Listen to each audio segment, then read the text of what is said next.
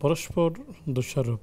এখন অন্য সম্পর্কে বা অন্য কোনো মুমিন সম্পর্কে কোনো খারাপ ধারণা করা, জি এটি কি ইসলামে বৈধতা আছে কিনা? জি, সেটি আল্লাহ তাআলা পবিত্র কোরআনে বলছেন যে, এবং নবী সাল্লাল্লাহু আলাইহি ওয়াসাল্লাম বলছেন যে, ইয়াকুমুজ যান্না ফাইন্না যান্না আকযাবুল হাদিস, তোমরা খারাপ ধারণা করিও না, কেননা খারাপ ধারণা এটা মারাত্মক একটা মিথ্যা জিনিস খারাপ ধারণা। এবং ধারণার বশবর্তী হয়ে দেখেন যেমন আমরা যদি দেখি যে আয়েশা রাদিয়াল্লাহু তাআলা আনহার সাথে যে ইফকের ঘটনাটি, এটাও কিন্তু অনেকেই শুধুমাত্র ধারণার বশবর্তী হয়ে এই মিথ্যা তথ্যটি ছড়িয়েছিল, শুধু ধারণার বশবর্তী হয়ে। তো যারা এটি করছেন এটা কবিরা গুনাহে লিপ্ত হয়ে গেছেন ধারণার বশবর্তী হওয়ার কারণে। এরকম ধারণার বশবর্তী হয়ে অনেকেই অনেক মারাত্মক, এবং কোরআনে যেটি আসে জন্নুল জাহিলিয়া, জাহিলি ধারণা, ইসলামের বিজয় সম্পর্কে আপনার নিরাশ হয়ে যাওয়া, এটাও একটা ভুল ধারণা, কবিরা গুনাহ এগুলো, এবং সেটা কুফরির পর্যায়ে পড়ে যায়। এই জন্য অন্যের সম্পর্কে খারাপ ধারণার ব্যাপারে এটা স্পষ্ট কোরআনুল কারীমের বক্তব্য, ইয়া আইয়ুহাল্লাযীনা আমানু ইজতানিবু কাসীরাম মিনাজ-যন্ন ইন্না বা'দাজ-যন্নি ইসমুন, তোমরা বেশি ধারণা করিও না, খারাপ ধারণা এটা পাপের একটা কারণ, অন্যতম একটা পাপ।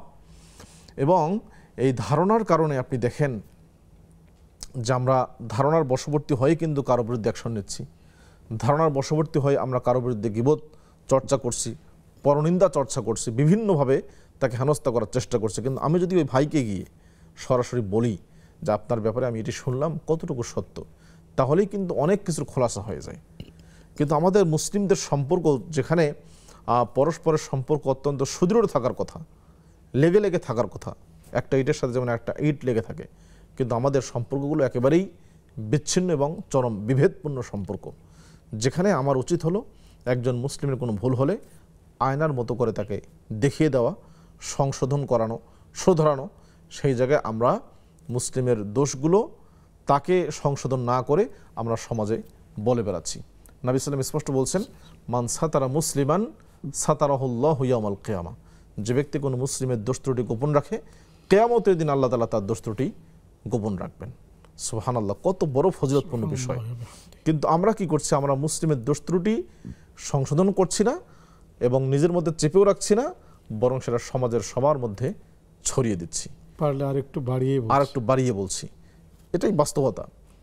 তো এই জন্য আমাদের একটু সতর্ক হওয়া উচিত, আমরা যেন এমন খারাপ কাজ না করি যে খারাপ কাজগুলো আমাদের সালাত, সিয়াম, হজ, যাকাতের মধ্যে গুরুত্বপূর্ণ ইবাদতের সবগুলোকে খেয়ে ফেলে। কারণ হাদিসে এসছে, আমরা জানি যে এক ব্যক্তি কিয়ামতের দিন অনেক সালাত, অনেক সিয়াম, হজ, যাকাতের পাহাড় পরিমাণ সব নিয়ে উপস্থিত হবে, কিন্তু অকত শাতামা হাজা, সম্মুখে গালি দিয়েছে, অমুকের ব্যাপারে মিথ্যা অপবাদ দিয়েছে, ইত্যাদি ইত্যাদি কাজগুলো সে করছে। ফলে এই সমস্ত ব্যক্তি যাদের ব্যাপারে অপবাদ দিয়েছিল, যাদেরকে মারছে, ধমক দিয়েছে অন্যায়ভাবে, তাদের সমস্ত পাপগুলো এই ব্যক্তিকে দেয়া হবে। এই ব্যক্তি জাহান্নামে যাবে এতগুলো সব থাকার পরেও, আর যাদের সব কম ছিল তারা এই ব্যক্তির সবগুলো নিয়ে জান্নাত চলে যাবে।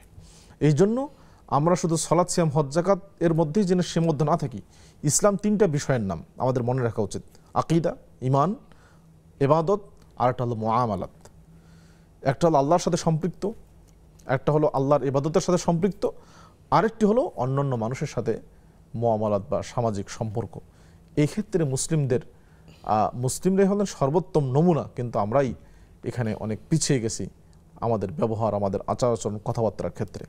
এই জন্য আমাদের উচিত আমাদের সম্পর্কগুলোকে দৃঢ় করা, গাঢ় করা, কারো কোনো ভুল ত্রুটি দেখলে তাকে সামনে গিয়ে সংশোধন করার চেষ্টা করা। আল্লাহ তাআলা আমাদের সবাইকে তৌফিক দান করুন। আমিন রাব্বাল আলামিন। অনেক অনেক শুকরিয়া আপনাকে, জাযাকুমুল্লাহ। ইয়া